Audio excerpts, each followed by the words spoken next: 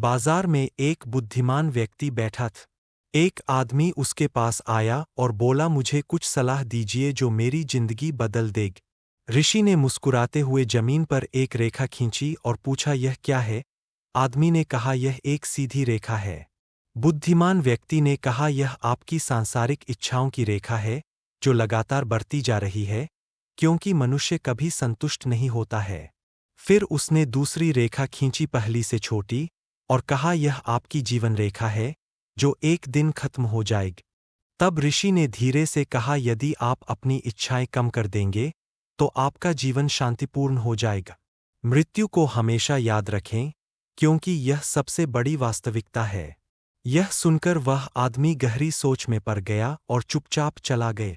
इस सलाह से उनके जीवन में महत्वपूर्ण परिवर्तन आया। यह कहानी हमें याद दिलाती है कि इच्छाओं पर नियंत्रण रखना और वास्तविकता को समझना ही सच्ची शांति का मार्ग है।